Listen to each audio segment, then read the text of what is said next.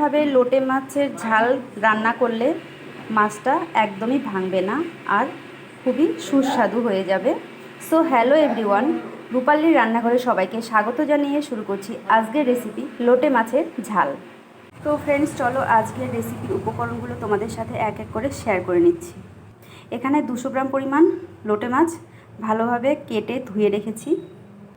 এখানে রয়েছে পেঁয়াজ কুচি, রয়েছে কাঁচা লঙ্কা চেরা, শুকনো লঙ্কা, আদা জিরা পেস্ট, এখানে রয়েছে পেঁয়াজ ও রসুন পেস্ট, আর এখানে অল্প ময়দা হলুদ লবণ দিয়ে রেখেছি। প্রথমেই আমি মাছগুলোকে অল্প হলুদ আর সর্ষের তেল দিয়ে ভালোভাবে ম্যারিনেট করে নেব। তো এখানে আমি লবণটা দিলাম না, কারণ লোটে মাছটা এমনিতেই লবণাক্ত মাছ। এখানে শুধু সর্ষের তেল আর হলুদ দিয়ে মাছটাকে ভালোভাবে মেখে নিচ্ছি। এবার আমি ময়দাটাকে ভালোভাবে হলুদ লবণের সাথে মিশিয়ে নিচ্ছি। তারপর একটা একটা করে মাছ এরকমভাবে আমি বেকিং করে নেব। এভাবে ময়দা বা আটা, তোমরা চাইলে বাড়িতে যদি কর্নফ্লাওয়ার থাকে তাহলে তোমরা কর্নফ্লাওয়ার দিয়েও এরকমভাবে বেকিং করে নিতে পারো, তাহলে মাছটা ভেঙে যাওয়ার সম্ভাবনা কম থাকবে। এবার কড়াইয়ে তেল দিয়ে দিচ্ছি। কড়াই গরম হয়ে গেছে। এখানে তেলের পরিমাণটা একটু বেশি লাগবে। দেখো, তেলটা খুব ভালোভাবে গরম হয়ে গেছে। আমি এবার আস্তে আস্তে মাছগুলো ছেড়ে দেব। সবগুলো মাছ একবারে দেব না।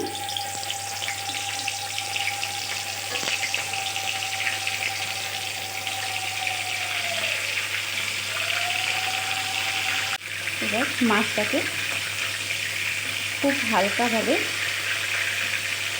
নেড়ে দিতে হবে।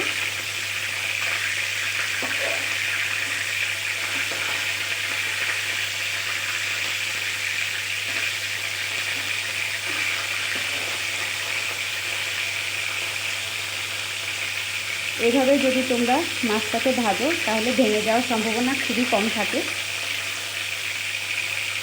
তো মাছটা ভাজা হয়ে গেছে, আমি এবার নামিয়ে নেব।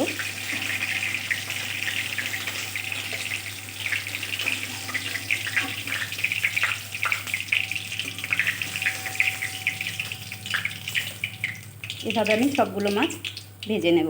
ওই তেলে আমি ফোড়ন দিয়ে দিচ্ছি। গোটা জিরা, এলাচ আর দারচিনি দিয়ে দিচ্ছি। কুচি করে রাখা পেঁয়াজ,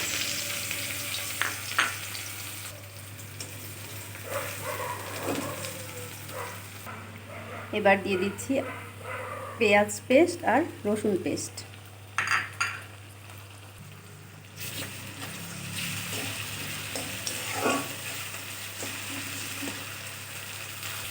দিয়ে দিচ্ছি স্বাদ মতো নুন, হলুদ, পেস্ট করে রাখা আদা জিরা ও শুকনো লঙ্কা। এবার ভালোভাবে নেড়ে চেড়ে মশলাটাকে কষিয়ে নেব।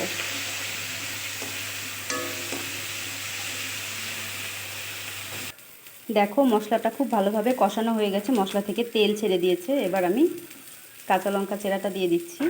দিয়ে ভালোভাবে একটু নেড়ে চেড়ে নিচ্ছি। এবার জল অ্যাড করে দেব।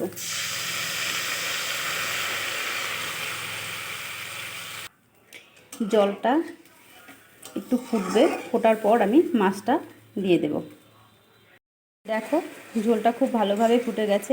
এবার আমি এখানে মাছগুলো ছেড়ে দিচ্ছি।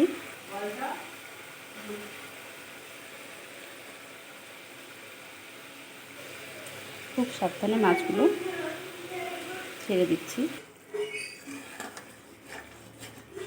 খুব হালকা হাতে নাড়াচাড়া করতে হবে। মাছের মশলাটা মিশিয়ে নেব নাড়াচাড়া করে। এবার আমি উপর থেকে গরম মশলা ছড়িয়ে রেসিপিটা নামিয়ে নেব। তো ফ্রেন্ডস, তোমরা কোথা থেকে আমার এই রেসিপির ভিডিও দেখছো অবশ্যই জানাবে।